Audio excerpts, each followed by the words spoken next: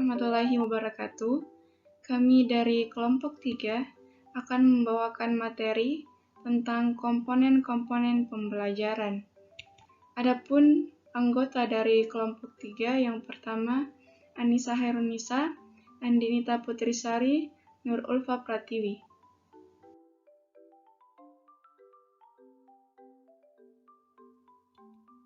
Adapun materi-materi yang akan dijelaskan pada bab 4, yaitu yang pertama, tujuan pembelajaran, yang kedua materi pembelajaran, yang ketiga metode pembelajaran, yang keempat alat pembelajaran, yang kelima sumber belajar, dan yang terakhir evaluasi.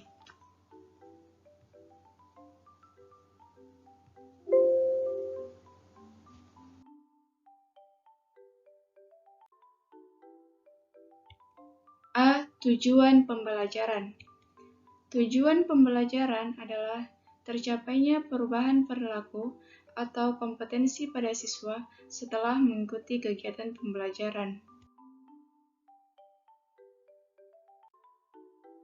Adapun tujuan pembelajaran dalam perspektif kebijakan pendidikan nasional yang dituangkan dalam Permendiknas RI Nomor 52 Tahun 2008 tentang standar proses disebutkan bahwa salah satu komponen dalam penyusunan rencana pelaksanaan pembelajaran yaitu adanya tujuan pembelajaran yang di dalamnya menggambarkan proses dan hasil belajar yang diharapkan dapat dicapai oleh peserta didik sesuai dengan kompetensi dasar.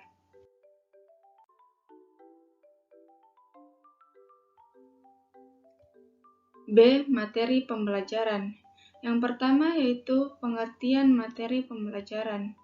Secara garis besar, dapat dikemukakan bahwa materi pembelajaran seperangkat substansi pembelajaran yang disusun secara sistematis, menampilkan sosok yang utuh dalam kompetensi yang akan dikuasai siswa dalam proses pembelajaran.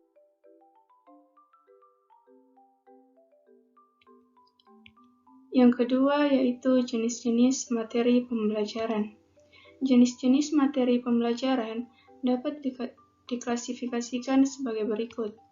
Yang pertama, fakta. Fakta adalah segala hal yang berwujud kenyataan dan kebenaran, meliputi nama-nama objek, peristiwa, lambang, nama tempat, nama orang lain, dan sebagainya. Contohnya ialah mulut dan paru-paru. Yang kedua, konsep. Konsep adalah segala yang berwujud pengertian-pengertian baru yang bisa timbul sebagai hasil pemikiran, meliputi definisi, pengertian, ciri khusus, hakikat, inti atau isi, dan sebagainya. Contohnya, hutan hujan tropis di Indonesia sebagai sumber plasma nutfah. Yang kedua yaitu prinsip. Prinsip adalah hal-hal pokok dan memiliki posisi terpenting meliputi dalil, rumus, paradigma, teori, serta hubungan antar konsep yang menggambarkan implikasi sebab akibat. Yang bagian D yaitu prosedur, merupakan langkah-langkah sistematis atau berurutan dalam melakukan suatu aktivitas dan kronologi suatu sistem. Contohnya yaitu langkah-langkah dalam menggunakan metode ilmiah yang merumuskan masalah, observasi, hipotesis, melakukan eksperimen, dan menarik kesimpulan.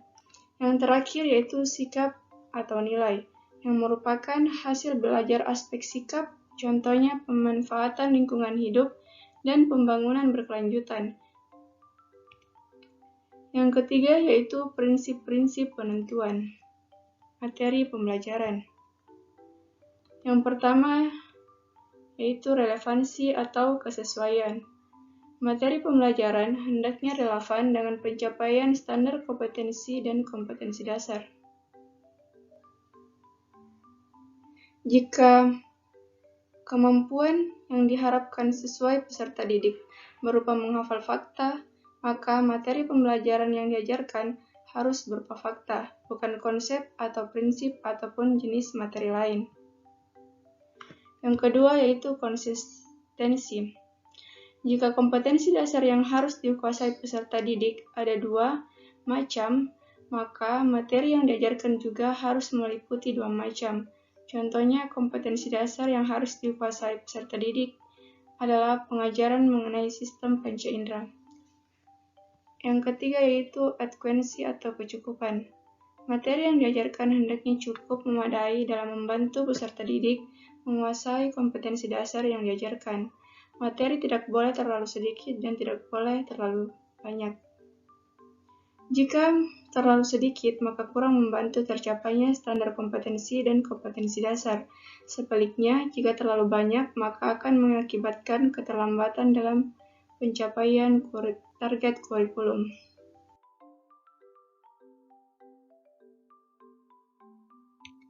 Yang keempat yaitu cakupan materi pembelajaran. Dalam cakupan atau ruang lingkup materi pembelajaran harus memperhatikan beberapa aspek berikut.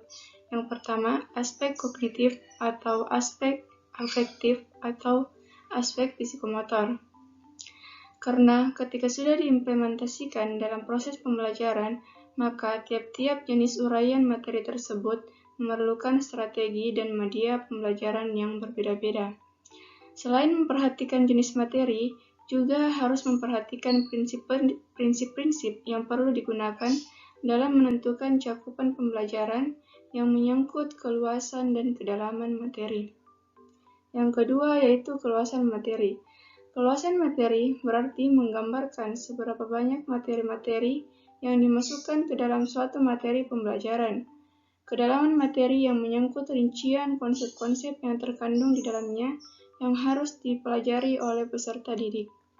Yang ketiga yaitu kecakupan atau memadainya cakupan materi yang perlu diperhatikan.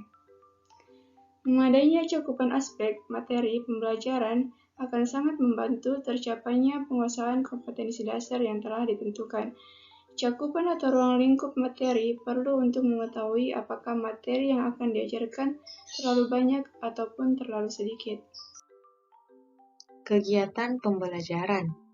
Kegiatan pembelajaran adalah suatu proses yang mengandung serangkaian kegiatan guru dan siswa atas dasar hubungan timbal balik yang berlangsung dalam situasi edukatif untuk mencapai tujuan tertentu. Proses belajar, proses asosiasi atau hubungan dan pertautan antara rangsangan dan respon dari seseorang kepada orang lain yang menyebabkan terjadinya suatu perubahan. Dengan demikian, maka hasil dari belajar itu adalah perubahan yang terjadi dari seseorang yang telah mengikuti proses belajar. Dalam pengembangan materi belajar, guru harus mampu mengidentifikasikan dan mempertimbangkan hal-hal berikut. Yang pertama, potensi peserta didik meliputi potensi intelektual, emosional, spiritual, sosial, dan potensi vokasional. Yang kedua, relevansi dan karakteristik daerah. Yang ketiga, tingkat perkembangan fisik, intelektual, emosional, sosial, dan spiritual peserta didik. Yang keempat, kebermanfaatan bagi peserta didik. Yang kelima, struktur keilmuan yang sesuai dengan materi pembelajaran suatu ilmu. Yang keenam, aktualitas, kedalaman, dan keluasan materi pembelajaran. Yang ketujuh, relevansi kebutuhan peserta didik dan tuntunan lingkungan. Yang kedelapan, alokasi waktu. Pengertian metode pembelajaran. Metode merupakan jalan atau cara yang ditempuh seseorang untuk mencapai tujuan yang diharapkan. Metode pembelajaran adalah strategi pembelajaran yang digunakan oleh guru sebagai media untuk mencapai tujuan pembelajaran yang telah ditetapkan. Metode yang tepat dalam menyampaikan materi agar dapat diserap dengan baik oleh siswa yaitu mengajar dengan metode yang menarik. Macam-macam metode pembelajaran. Menurut Nana Sujana, dalam buku Dasar-Dasar Proses Belajar Mengajar tahun 1989, terdapat bermacam-macam metode dalam pembelajaran. Yang pertama, metode ceramah. Yang kedua, metode tanya jawab. Yang ketiga, metode diskusi. Yang keempat, metode resitasi. Yang kelima, metode kerja kelompok. Yang keenam, metode demonstrasi dan eksperimen. Yang ketujuh, metode sosiodrama atau role playing. Yang kedelapan, metode problem solving. Yang kesembilan, metode sistem regu atau team teaching. Yang ke-10, metode latihan. Yang ke-11, metode karya wisata. Yang ke-12, metode survei masyarakat. Dan yang terakhir, metode simulasi. Ada 8 kriteria pemilihan dalam metode pembelajaran. Yang pertama, sifat atau karakter guru. Yang kedua, tingkat perkembangan intelektual dan sosial anak. Yang ketiga, fasilitas sekolah yang tersedia. Yang keempat, tingkat kemampuan guru. Yang kelima, sifat dan tujuan materi pelajaran. Yang keenam, waktu pembelajaran. Yang ketujuh, suasana kelas. Dan yang terakhir, konteks domain tujuan pembelajaran. Pengertian alat pembelajaran menurut Faisal tahun 2010. Alat peraga pendidikan sebagai instrumen audio maupun visual yang digunakan untuk membantu proses pembelajaran menjadi lebih menarik dan membangkitkan minat siswa dalam mendalami suatu materi. Tujuan dari alat peraga ada 3. Yang pertama, alat peraga dalam pendidikan memiliki tujuan supaya proses pendidikan lebih efektif dengan jalan meningkatkan semangat para siswa. Yang kedua, alat peraga pendidikan dapat memungkinkan lebih sesuai dengan perorangan, di mana siswa belajar dengan banyak sekali kemungkinan. Yang ketiga, alat peraga pendidikan mempunyai manfaat supaya belajar lebih cepat, segera, bersesuaian antara kelas dan di luar kelas. Alat peraga dapat memungkinkan mengajar lebih sistematis dan juga teratur. Adapun manfaat dari alat peraga. Yang pertama, menimbulkan minat sasaran pendidikan. Mencapai sasaran yang lebih banyak. Dapat membantu dalam mengatasi berbagai macam hambatan dalam proses pendidikan. Dapat merangsang sasaran dari pendidikan untuk mengimplementasikan ataupun melaksanakan pesan-pesan kesehatan atau pesan pendidikan yang akan disampaikan. Dapat membantu sasaran pendidikan untuk belajar dengan cepat serta belajar lebih banyak materi atau bahan yang disampaikan. Kemudian, manfaat selanjutnya dari alat peraga, yakni merangsang sasaran pendidikan untuk bisa meneruskan berbagai pesan yang disampaikan yang memberi materi kepada orang lain. Dapat mempermudah saat penyampaian materi pendidikan atau informasi oleh para pendidik. Dapat mendorong keinginan orang-orang maupun individu untuk mengetahui, lalu kemudian lebih mendalami, lalu pada akhirnya mendapatkan pengertian yang lebih baik. Membantu menegakkan pengertian atau informasi yang diperoleh. Sasaran pendidikan di dalam menerima sesuatu yang baru, manusia kecenderungan untuk melupakan atau lupa. Hal tersebut bisa diatasi dengan AVA atau Audio Visual Aid atau alat peraga atau alat bantu, sehingga informasi yang mereka dapatkan akan lebih lama tersimpan di dalam ingatan oleh si penerima. Selanjutnya yaitu sumber belajar. Adapun pengertian dari sumber belajar atau learning resources adalah semua sumber baik berupa data, orang, dan wujud tertentu yang dapat digunakan oleh para peserta didik dalam belajar, baik secara terpisah maupun secara terkombinasi, sehingga mempermudah para peserta didik dalam mencapai tujuan belajar atau mencapai tujuan kompetensi tertentu.